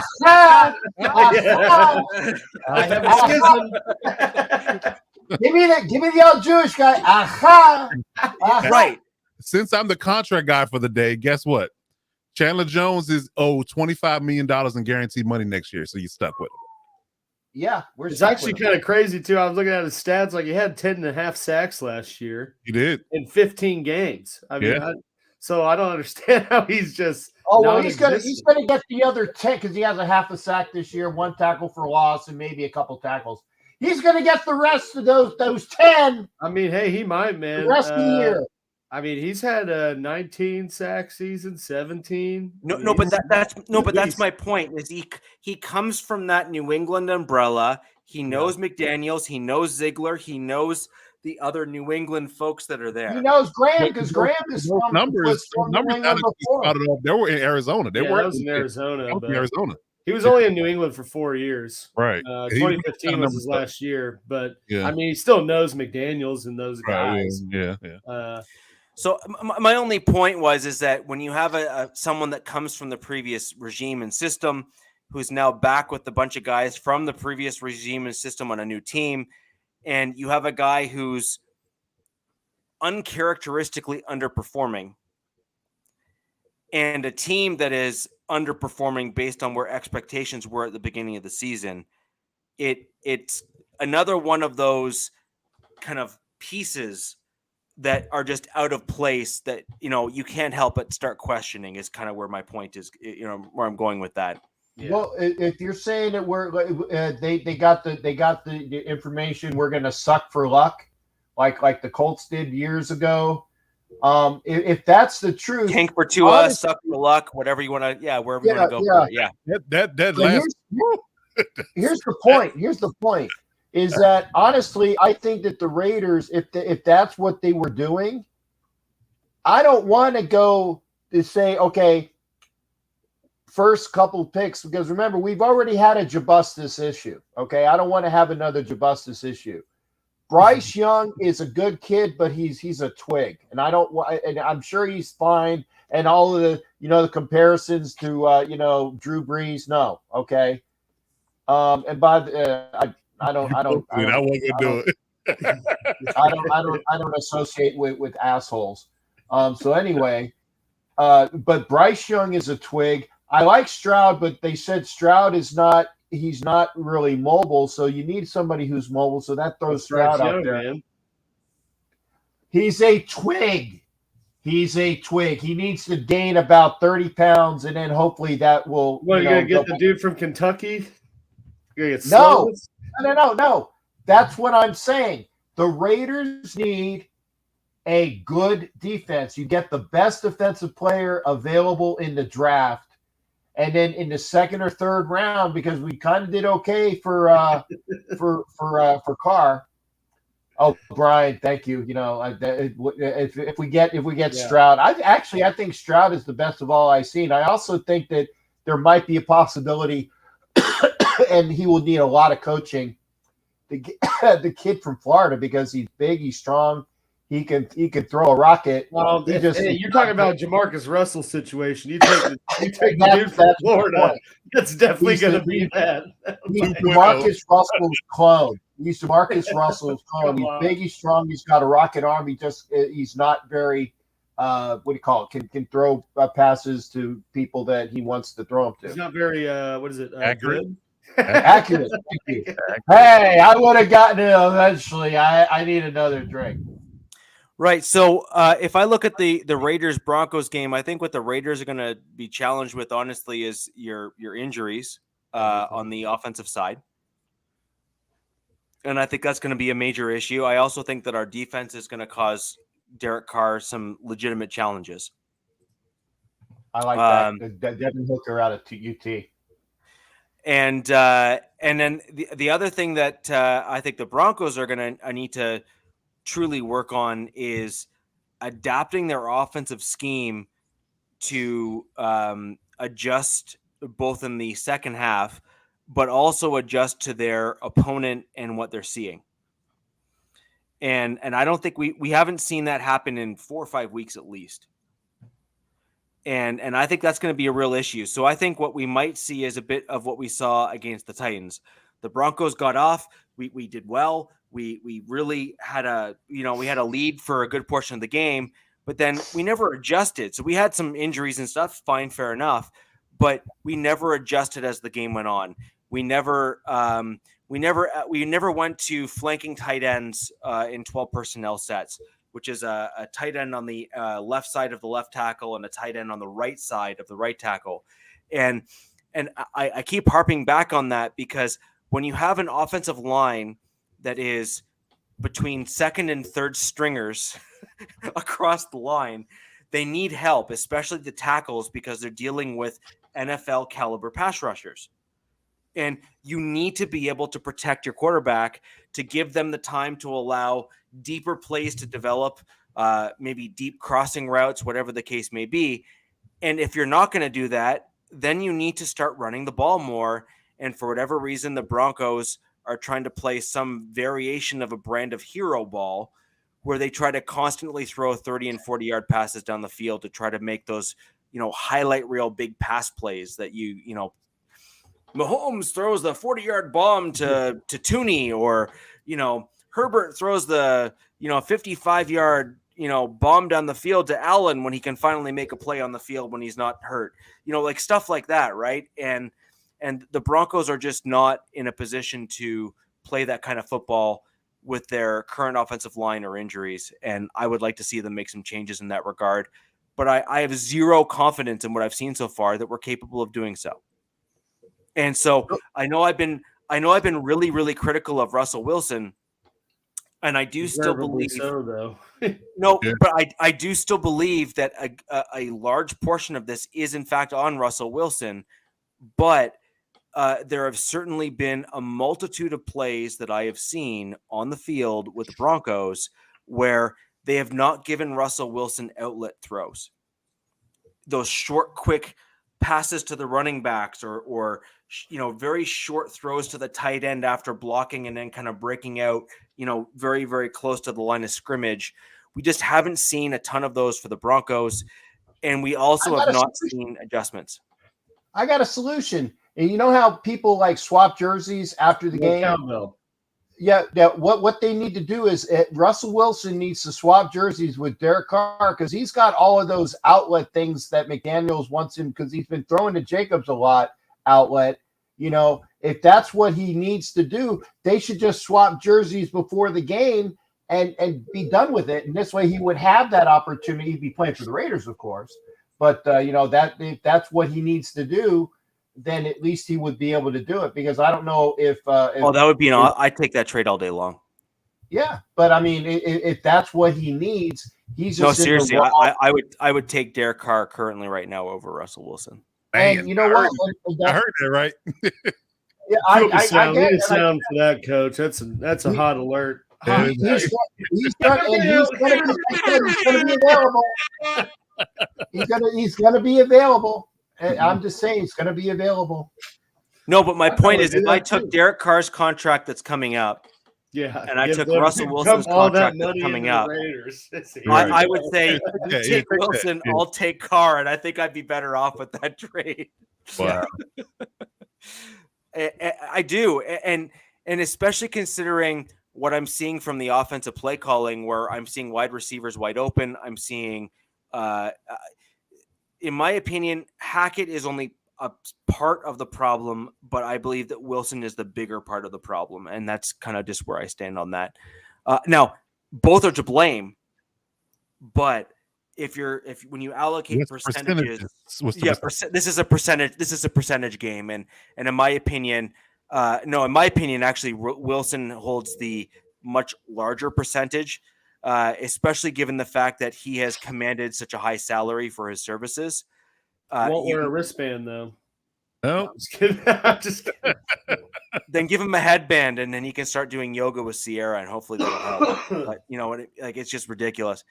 But Alex, we're gonna shimmy shake down to the lower portion of the screen where we have the Chargers versus Chiefs. Again, that'll be I'm very much looking forward to the AFC West matchups this week. I will be watching all of them because I really think that this is going to be very telling to see what our division is going to look like on a go-forward basis. Oh yeah, Coach and Alex, Coach, I'm going to throw over to you, even though you were late, and I probably shouldn't. But I'm going to throw over to you. My fault. No, I know. It's your city works folks that can't fix roads properly. I'm going to throw over to you and get your take on the Chargers versus Chiefs. Well, I mean, there is some promising news from the injury report perspective. We did see Keenan Allen and Mike Williams show up today and practice and do individual work, and they didn't look too shabby out there running drills. So our hope and our prayer is that they play come Sunday night, and they have a little extra time to go because we play Sunday night as opposed to the afternoon time because they flex it to Sunday night. So now, it's definitely a more interesting game if they do play. Especially if Williams plays. That dude's like a Chiefs killer, man. That's what they call him. In Chargers Twitter, they call him the Chiefs killer. They was more excited about Mike being playing than they were Keenan. I was like, that's a switch, but okay. Hey, it will take wherever we can get it. So I think that at least if Mike plays, I'll talk to you later, Terry. If Mike plays, there you go. If Mike plays, I think we're better off offensively for sure. Lining him up with him and Josh Palmer, and hopefully Joe Everett plays. Because we're hemorrhaging a tight end as well. We're looking at Trey McKenty and Richard Rodgers as our 1 and 2. That's not promising from a tight end perspective. But I think that overall, regardless of who plays the receiver, I think that we have to try to stick with the running game in certain facets. But be creative with it, because I think that what they're lacking and what they're not doing is being situational with their runs versus saying I'm going to run every first down. Like I think that's the biggest thing that they're missing. They say that we don't run on first down. Okay, now we're behind the chain. Now we got to throw it every down. Like it doesn't always have to be that way. You could short pass it on first down, run it on second, and then you can do whatever you feel like on third, depending on the down distance. So I think that's one of the things we have to try to do is try to find some balance and take the pressure off Justin Herbert to have to throw the ball 40, 50 times a game. Not to say he can't do it efficiently, but look at Josh Allen. Just take a page out of that book when they have nothing but him as a runner and a passer. So, I think that that's something that we need to be able to get back to a certain facets when, again, you have two, offensive linemen you drafted who are, really versed in run blocking. I just think that they need to be more creative when they run. So we do that part, and then we have anybody to throw to this week as opposed to the last 5. I think we'll be better off. And we all know, just like if anybody's watched the Chiefs Chargers matchup since Brandon Staley's been there, that he always has a great scheme and matches up well against that team. He always gives the team as much problems as they've seen all year. So I think Captain's going to get going, guys. I just wanted to say see you to Captain, and I know you got to get going to NFL Nation Live. Go ahead and schism on out of here, will you? Yeah, go ahead and shove on out of here. No schism. Hey, always a pleasure, gentlemen. For everybody that's here except for one a-hole, it's always been a pleasure hanging out at Wild Wild West. So take care. We'll see you later. Have a good one. Have a good one, Cap. Yeah, so I mean, get back to what I was saying. That I think that if we have pass catchers though to one or two, Keenan and Mike are more preferable than anything. Especially if we have issues at tight end. I think we will be better off having both in them in certain facets. Even if, say, hypothetically, Keenan is on a pitch count because of his hamstring. If he does play a significant amount of snaps, that'll bode well for the offense. Overall. And again, I always like the way Brandon Staley gets up for and schemes for the Chiefs, and he gives them problems and defensively. And there's always been something that it's something to watch for, in a sense that you always have to wonder what Brandon Staley is going to do differently, and he's going to play them differently than most teams do. So again, it is not a normal progression of offense that the Chiefs typically have. So we do that. We keep that the way it needs to be and keep that status quo. And we have somebody to throw to, and we run the ball even mediocre in this game. I give us a good shot at winning. But if those things don't happen and we don't have anybody to throw to, then I just look for us to cover the spread. That's my take on it. I think we cover the spread, but I'm not confident that with no receivers and no tight end that we will have a lot of offense to give KC a run for their money, in all honesty. Yeah, I'd agree with that. No, I mean, that's the biggest thing to watch is, it's an AFC West game, so no matter how far on paper it seems apart, it's going to be a close game. Always True. Is, especially Chiefs Chargers as of late. Although the Chiefs historically, I say historically because it's not been that long, have been successful in SoFi against the Chargers, have yet to lose there. We know what Kelsey did at the end of that game last year. That was pretty, what do you call it? Beast mode. But the biggest thing to watch is just the Chargers' health. They already are going to go into this game without Bosa, which is different than what that week 2 matchup was like. And they have a lot more, for me as a Chiefs fan looking at it, they have a lot more missing on defense compared to how they, played that week 2 matchup, to where I think KC scores more than 24 points. But as Coach was saying, the biggest thing to watch is if Mike Williams or Keenan Allen are both play, because that totally changes the dynamic of the Chargers. Obviously the Chargers are a good team for the amount of injuries they've had. You're talking about the Broncos and Chargers competing for injuries. Well, look at the Broncos record, look at the Chargers record. So, they're still a good team. They're still in games. They're 5-2. Chiefs are 2 games up on them right now. And if they win this, obviously pretty clear path to win the AFC West. If they lose, Chargers still have somewhat of a shot to get the title. So, they're going to come into it regardless of who they got ready to go. And it's going to be a close game. In my opinion, though, I just think with how the Chiefs have been rolling, especially offensively, comparing that with how many people are going to be hurt for the Chargers defensively, I think you're just going to get into a point where they're just not going to be able to keep up with them scoring if they don't have, a Mike Williams or Keenan Allen out there, or both. If they have one of them, then I think we see it be a closer game. But if they come into it without either one of those and without Gerald Everett, and I didn't even recognize half of the name. I didn't even know Richard Rodgers still played. So he wasn't until we picked him up. Yeah. Well, I was like, I remember that dude is catching some Hail Mary in Detroit like 5 years ago. So. There you go. Yeah, I definitely share that sentiment with you that, it's really just a matter of who's lining up on Sunday, how competitive it will be. Because if nothing else, I think that what you can balance out in this game with the Chargers and Chiefs, if you have a healthy offense, is that you can almost go blow for blow. But if you are studying on offense and you give them more chances to move the ball, then that will not bode well for the score. I would definitely agree with that. So we have to have a healthy bout of offense in order to compete with the Chiefs. That's it's like DZ was saying, none of the national media is picking the Chargers to win. But if you just had a Bosa, if they were 75-80% healthy versus what their lineup looked like week 1, you're going to have half of them picking the Chargers to win, and rightfully so, because they are a good team. But I think when you just couple in the injuries with kind of how Lombardi's called their offense and how stuff has staled out as games go on, I think we see KC win this one. And I think they pull away with it more towards the end, just mainly because the Chargers are just going to be so depleted. And KC's offense just seems to be continuing to progress. I mean, the big thing to watch, like Juju's out right now. There's a plethora of receivers that are hurt right now. Yeah, not Juju's practicing for KC. Protocol. Yeah, and Hardman's still hurt too, isn't he? Hardman, Scantling, and Juju all did not practice today. But they have Tony, which he had kind of coming out. But if I'm KC, I'm aggressively attacking the front seven of the Chargers. Like, I am running the crap out of the ball, playing quick game. And just keep and almost dying on the sword, if you will, of running the ball, just because they haven't really been able to stop it as of late.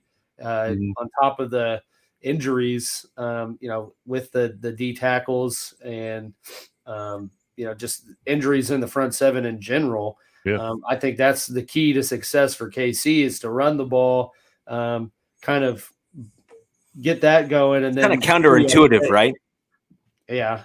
It is. It's completely counterintuitive to what your typical game plan is against a lot of teams, because you have a quarterback who is known for his arm. Oh yeah. I think that is a 100% fair statement, where you have a quarterback who is quite literally famous or infamous at this point for his arm, and throwing the ball at any and all angles, which is, I think is actually a real a testament to the fact that, he was a legitimate baseball player too. He was and he's just an all around gifted athlete. Yeah, he's just a gifted athlete, and I think that his father's baseball side, I think, has really, I think that's really helped Mahomes showcase the benefit of arm angles and practicing those and that type of stuff, in terms of how important that can be at the next level for the NFL. And if you do it the right way, it can really elevate your game. The one thing I will say about your comment about the Broncos earlier is that we've lost almost every single one of our games, if not every single one of our games, by one score. Yeah. And that just happens when you're holding your opponent to 17 points. That's you're getting to a point of almost being historic when you get to that low in terms of points allowed against, and then you're also getting to a point of pathetic when you're still losing as many games as the Broncos have been. But I'm like, just as if you were to tell me at the start of the year, or coach even, if going into what week are we in here? 9, 10, 11. Going into week 11, Chargers are going to be 5-2 and play most of the year without Mike Williams, Keenan Allen, Joey Bosa, J.C. Jackson. Name more. Right. You'd be pretty shocked. You'd be like, no way. Right. And I think that's just a testament for how good of a team they are overall, because they're able to win those close games when they don't have all the weapons they thought they would. Right. Now, with that being said, though, actually, Alex, can I just interject? I have a question overall for both of you. Yeah. Do you think the fact that Staley has been able to perform, or have his team perform the way that it has? There's been some talk that Staley may get fired at the end of the season. There has. But there has. Like I don't mean just like, onesies, twosies. There's been legitimate, I think you have to, though. But when you look at how well the Charger, they're 5-2. 5-4. I keep or 5-4. I keep saying 5-2. I know what the record was. I won't go correct you now. I'll take 5-2. Yeah, right. Okay, so they're like, the Chargers are 5-4, and they are the second most injured team in the NFL, only behind my Denver Broncos. Now that's only for 1 week. We've been way about bottom of the list about 5 weeks. And last week, the week before, and the week before that, they were the number 1 injured team in the NFL. Yeah. And so the fact that Staley has been able to keep their team that competitive at the National Football League level, do you think something like that would save his job? I don't think so. Well, I would say this: the only way it wouldn't save his job, in my opinion, because you also have to realize that despite what the outcry is outside of the building, the players love Brandon Staley. They do. They buy into him. They like him. So that particular aspect of it, that influence is going to keep him in that seat unless Sean Payton comes in the door. Yeah. If Sean Payton, if you have to choose between Staley and Sean Payton, you should choose a proven Super Bowl winning coach versus Brandon Staley. However, if anything void of that is available, you keep Brandon Staley in the building, and you maybe fire Lombardi as an offensive coordinator, get a new offensive coordinator. You absolutely do that.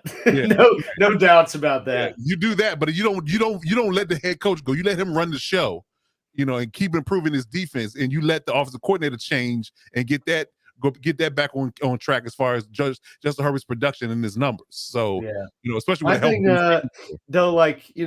it obviously the Chargers have always talked. I mean, it's like Super Bowl or bust almost, right? Right. I mean, you got to, or at least be in a sustainable model to be making the AFC Championship game, or in the consideration of it, making a deep playoff run almost every year. I mean, Anthony Lynn was successful. And I mean, didn't he make the playoffs the year he got fired? But they clearly were like, "You're not the guy for what we want to do." No, he wasn't. He was 2 years removed from that. He got fired. 2 years removed. Yeah.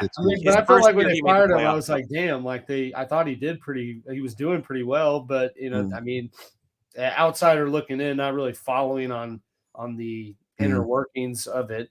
I mean, to me, it seemed like the Chargers were like, "Lynn, for even as successful as we've been." Yeah, that's in line with these. He said they haven't fired a coach until his contract has been up. So that's typically what it. Like I said, and only a caveat to that: if Sean Payton walks in the door, you would maybe consider it. You would highly consider it. But outside of that, I got a feeling that Brandon Staley will. You'd have to give away picks, and it's going to be hard to knock someone. And this is actually the one thing that I don't know, and I have no problem admitting this. But it's one of those things that I'm now going to be aggressively looking up. Is can Sean Payton literally walk into the Chargers headquarters to talk to the owner and say, "I want to coach for you"? Like, is that like because? Yeah, I mean, I think he could. No, it's but the same situation. My point is that there's a tampering period, right? Like, you can't tamper with players as NFL teams.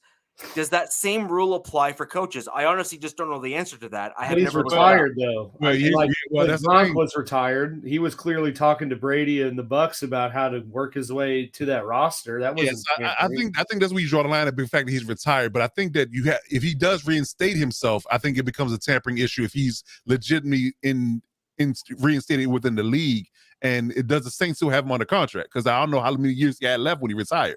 If he had 2 more years left, he had a couple years left, so you'd have to actually give up draft picks. But my point is we're 2 years removed. We'll be 2 years removed at that point. What do you mean? This will be the second year. It doesn't matter. They own his rights. Do they? That's the question. Yeah, no. I know that for sure. That was not a question. He signed with the Saints through 24. Oh, well, there you go. You got to. My point is, I know that for a fact. The Saints own his rights. Okay. But my overall general kind of comment there was, okay, can he actually walk up to your owner and say, "Hey, Spanos, come get me," kind of thing, or have a representative say that? He can have somebody represent him say that. Yeah, but on his behalf, you can do that. Right. But no, but my point is that he might not even need to be that incognito about it. He might be able to just walk into the front door and say, he could. "Hey, buddy, do you want to have dinner?" Like, you know what I mean? Like, let's talk. Let's talk. Listen, let's go to the cafeteria and have a chat. You know what I mean? I'm here for it. Like, I would even argue that let Brandon Staley coach the defense and let Sean Payton run the team, and we'd be good to go. That's a dream, of course, but yet again, I love that. But ultimately, my point to the Chargers, to you, Coach, and actually just in general for the Chargers fans is you have a coach right now who has had a team with, a just ridiculous number of injuries with the Chargers, who has a winning record. There's no other way of putting it. You have a winning record. That is incredible. Mm-hmm. And yet we're still talking about firing him. Well, that's the impatient banter that you get with fans, and you're in a tight window though too. You got Herbert on his rookie deal, but that's not for long. You want to win now. You spent a lot of money on other free agent pieces that you thought were going to plug in and usurp KC, and unfortunately that might have been the case if everything went according to plan and didn't have injuries. But unfortunately, that's an unfortunate aspect of football. But I do think that'll be an interesting one, by the way. Wow, yeah. The because there, those who live in California know that their taxes are obscene. I will say this though, he is working for Fox in LA now, so he's already living in California at this moment. Okay, yeah, fair enough. Yeah, fair so enough. Because he's on a sports radio show every week, through Monday through Wednesday before he does coverage on the weekend. So he living in California already, working for Fox. So that's not really an issue. So he's already living in California. Not to say that he's going to coach for a California team at any point in time. I'm just saying he is that. If you want to, you say that's a deal breaker. Then no. He's already said that he likes California. Right. So he's basically a deal breaker. Yeah. He's basically put it out there to the world that. Oh, hey, by the way, I got a house. Yeah. I would really not like to go back to New Orleans. I really enjoy California. Right. One more year. One more year. That's right. And I like coaching football a lot. This is off topic, but do you guys see that there's like a movie on Netflix that's like about when Sean Payton was suspended and Kevin James plays him? It's like really? Yeah, I've seen it. It's just funny. It's just funny that Sean Payton had an interview about that. James, so I'd be down to watch that just because I like Kevin James. Yeah, I can't remember. No, Sean Payton had an interview about that. Did he? Oh, did he? Oh, okay. Yeah. Go find it. Sean Payton, was saying to Kevin James's praises in terms of how he approached that role and the fact that they had some discussions.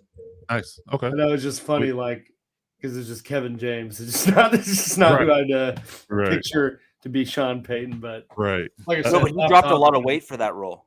He has because he's not Sean Payton size normally. No. He's not Sean Payton size normally. So, he dropped a lot of weight for that role, and I've heard actually good things about that. So, nice. But Alex, with regards to the Chargers, what do you think your formula is going to be to try to beat the Chargers overall? Because your pass rush is good, not great, and in some respects, one could argue that plays a little bit into the Chargers' hands, if I'm going to be perfectly honest, because even with the Chargers' banged up offensive line, it's not like your pass rush is, this is also the same pass rush that effed up Herbert's ribs. So, y'all sit the house on that blitz. That's not. I'm just saying, though. I'm just saying. The house on that blitz. You didn't rush 4 and get home with that one. Don't let's not do that. Hey, but they do got Chris Jones.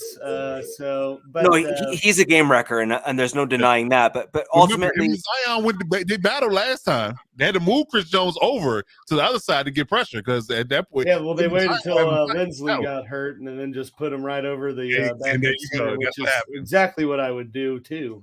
Exactly. I would too if I. No, but I do it for as much favorable stats as the Chiefs have in terms of like defensive pressures and stuff. They don't seem to get a whole lot of pivotal sacks or like drive killing type plays like that. With that being said, though, the Chiefs defense has been pretty solid for how much turnover they had and how young they were going into the season. The back end, especially. And like with stopping the run, ETN, I thought for sure ETN was going to like go off, and they seem to held him pretty good. Pretty much almost any team they've played, they've kind of contained the run a lot more than teams have expected them. And what I was going to say earlier with whether Mike Williams or Keenan Allen will be back, Trent McDuffie's also back for KC, and he wasn't playing in week 2, and he's very much proven to be. Everything as advertised in terms of a coverage corner. Right. And so I think that's kind of something to watch, especially healthy on defense. Let's be honest. Yeah. They've been getting healthier as the offense has also been getting, meshing better. So, right. But that is the one knock with KC is they don't, outside of Chris Jones, don't have that perennial edge rusher or second complementary piece. But at the same time, LA, the Chargers are going to come in with just Mac. And it's not the tandem, but I think the key will be just continuing the pressure they've been doing, with Jones up front, and really just having long sustained drives and making sure you leave every drive with points on the board. And I think with how their defense has gotten healthier and the people they've gotten back, especially comparing the Williams that had the pick 6 in week 2 was like flipping burgers at Wendy's and like a 7th round pick. Not your concert. Not who you would think would be out there to contribute. And they've gotten healthier in the secondary, while the Chargers have gotten less healthy in terms of their aerial attack. So I think as long as KC kind of keeps the status quo in how they've played in stopping the run and just the method of attack in terms of pressure that they've done in this past few weeks, regardless if they get sacks or not, I think you see him pull away at the end. But I do still think it's going to be like a close game, just because it always is. Right. The Chargers. I think an interesting formula with this game would be, honestly and truly, let's say hypothetically Juju and McCole don't play, right? Yeah. Let's say it's Valdez Scantling hurt too, right? Let's say all 3 of them don't play. So Valdez Scantling has an illness though, so but again, he hasn't been the X factor. It's been more Juju and Hardman lately. He had a touchdown last week though, once Juju went out. So right, so we'll see. But I mean, typically he hasn't been the guy Patrick Mahomes has been looking for typically. So if you lose those 2 guys, hypothetically, and this is going to really play into Andy Reid's mindset. And like if he really gets into his mind that he really wants to throw more so than run, then it really could be an interesting game. And let's say hypothetically we're healthy from the receiver perspective, it really could be a toss-up in my opinion, because again, you're down 2 receivers, we're up 2 receivers, and if he doesn't lend to the running game, and I mean when I mean lend to the running game, you got to do it for 4 quarters, because you got to wear down that defensive front, because because although they might be stout in the beginning of the game, because they're really good against the run, as the game goes on, you get tired. Those type of things you aren't as fresh. You start giving up more yardage. So if he's committed to it for 4 quarters, then it would lean more towards the Chiefs winning the game. But if he gives up on it, or he takes it to the back seat a little bit and try to throw the ball more, then it could get in. And that's an interesting, that you make that point, because I feel like that is what they do especially in these AFC West games. Like they'll start off super successful running the ball, and then it's just like, no, we want to pass now. Right. And they just won't go back to it. They won't go back to it. Like, right. They did the same thing twice against the Bengals last year. Like very clearly had a lead if they just would have ran the ball, keep running the ball, chew clock. But they decide not to do that. So I mean, that definitely is something to look or keep in mind. But I think kind of given that they're trying to bring Pacheco up. I think you see him emphasize the run, especially just with the fact that the Chargers up front, especially in the interior D line, are already hurt, are already, got practice squad guys up there and not normal contributors. I think you see him make a point to attack that early and often. So just to quickly interject before we get, because we're getting to the very back end of the show here. We haven't done this in the past though. But I mean, this is AFC West week, if you will, in terms of stance. Yeah. So exactly. What do you think the score is going to be in the KC Chargers game? I'll ask both of you, and I'm going to also ask the audience here, the folks that are joining us, to chime in with their score predictions. Yeah, put your score predictions in the chat. I want to see some 72-3. What? No, I'm kidding. I just wanted to. I know. I think it's going to be like 35-28 or something. It's going to be that high of a scoring game? You think so? I mean, I don't see KC scoring less than 28. So I mean, I think, but like I said, the Chargers, they're always close games. And like even when they haven't looked like it leading into the game, in the games before that, in terms of scoring, somehow it's like the Chargers offense comes to life and it turns into a shootout. And honestly, I think Herbert kind of plays better when he goes against Mahomes because of that. I definitely sort of like those games, sort of like interleague rivalry they have going. you definitely see like Herbert kind of changes his game in Chiefs games. So, I mean, I do think it will be a pretty high scoring game. And probably, I mean, it's either be a like 7-point margin or 3-point margin, like somewhere in there. I don't see it being like a big blowout or anything. I'm going to say 27-24, and I'm not going to say who wins. Yeah, whoever wins is going to have 27, other team's going to have 24. It's going to come down to a kick. I at least had the marbles to say who I thought was going to win, man. Well, I would say this. If Keenan and Mike play, 27-24 us. If Keenan and Mike don't play, then we cover the spread. Yes, I think I have a 31-24 game in favor of KC in the Chargers versus KC game. I just think that the Kansas City Chiefs are just the margin of health, I think, is what I'm basically, throwing out there as the reason for the score differential. In terms of the Chargers Raiders, I do think the Raiders Broncos rather. I think the Broncos will win this one. Oh yeah. I don't think first time you're ever going to catch me say that. Yeah. I don't think it'll be by as much as we should. And I think that there's going to be just this ridiculous nonsense again of the Broncos won. We figured it all out. And then, like, of course, my answer to that is no, you just played a really bad team. Now check yourself. Yeah. Check yourself before you wreck yourself. Yeah, exactly. Yeah, it's just ridiculous. So I actually see the Broncos winning. I have this. I think we actually cracked the 20-point mark this game.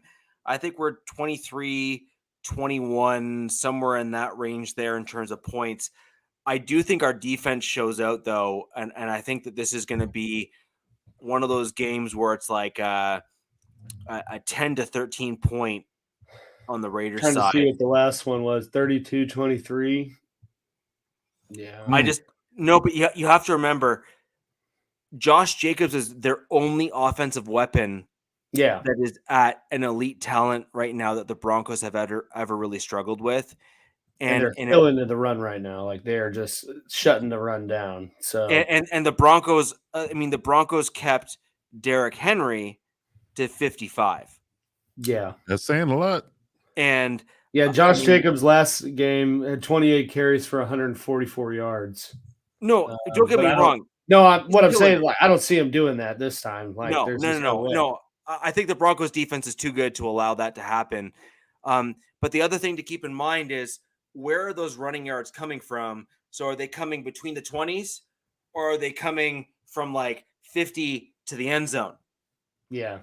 Right. And so if you're allowing the running game to happen between the 20s, but then shutting it right down once you get to the red zone, and also keeping in mind that the Broncos are the number one red zone defense in the NFL, period.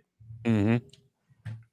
And it, actually by a reasonable margin as well, if I can be honest. So, it's one of the things that is rather remarkable, just how bad the Broncos are doing, given how well the defense is playing, which Evero really deserves. If the Broncos weren't playing as bad as they were, you got a number one ranked defense in the league right now. We do. Yeah, okay. I'm pretty sure. Okay, yeah. I'm pretty sure. We're either number one or like number two, something like that. Yeah, between y'all and the Bills, y'all Bills and the 49ers are what I'm reading. Well, the Jets are up there too, aren't they? Jets are 9. Oh, damn. Yeah, it goes Broncos, Bills, Niners, Cowboys, Patriots, Eagles, then Titans, then Giants, then Jets. The Broncos have the. I truly want to know the information on this, and I haven't had a chance to do it. The Broncos have have basically the best defense in the league this year, and we have the worst offense in the league this year. I can give you offensive numbers too. You're around. Let's see. We are dead ass last in total offense. In total offense, we are dead last. I have you as 9th here. No, there's no way. Let me double check. Dude, we've scored 20 points once. Yeah. Once. Okay, Coach. I don't think you quite here. I just like on a broadcast across the internet, recorded forever. Okay, right? yeah, I see. Yeah, y'all bottom. Right? Y'all bottom. Y'all not last with y'all a bottom tier. Like, Yeah, the Broncos defense has an average points against of 17 or under. Yeah. And we have a losing record. 16.6. Yep. 16. And we have a losing record. And the defense on the offense is 14.6. Yep. Offense 14.6, defense 16.6. Right. So let me know the last time that happened ever. I don't know. Yeah. Is my point, right? Like, it's brutal. Yeah. Broncos haven't scored 23 points is the most they've ever scored. They're averaging 14. The defense is averaging giving up 16. So, well, man. I mean, it stands to reason when the defense is averaging 16.6 points and you still have a losing record, you only lose when your offense doesn't score enough points to cover that defensive points against. And again, it's absolutely remarkable on just how historically good our defense is compared to how infamously bad our offense is. Yeah, I mean, the offensive score 131 points, your defense giving up a 149. Correct. Yeah. But what's important is to look at where those two stack up, right? That's like a team in fantasy football that like you you score a lot every week, but you also go against the first highest scorer. Yeah. I'm third, right? I've scored the most points in the league, but I'm second. I've given up the second most points in the league as well. So everybody that plays me give me their best game. That's you're the Denver Broncos of fantasy football, man. Hey, I'm third. I'm winning. I'm third in the league. I'm not bottom. Sorry. Right. So guys, that's gonna wrap up our show for today, which with this week 11 recap, as well as the week 11 look ahead and the week 11 or week 10 rather recap. I mean, week 11 is, like I said, it's a rather unique week where all AFC West plays each other, which is quite remarkable. A super, super interesting thing. I really do think that we should all be watching all of the AFC West games if we possibly can. Oh yeah, because it's really going to give you. We don't really have any excuse because only 2 games to watch. Sunday night, right? Sunday night football, nothing else going on. Yeah. So I think it'll be really important for us to kind of keep up on each other and kind of see where we're at and what's going on at this point in the season. And guys, for the Wild Wild West podcast, my name is RichiRichEh of the MHRT Network. To my left now is Coach Defense of the Locked On Defense podcast. And below here is Alex Givens, contributor for Arrowhead Addict. You have Broncos, Chiefs, and Chargers. Captain Jack had to leave us for his other podcast at 9 p.m. The NFL Nation Live podcast on his channel as the Raiders fan. And until next week, where we review our divisional games in week 11 and a week ahead in week 12. See you next time, where the West Side is the best side. Peace.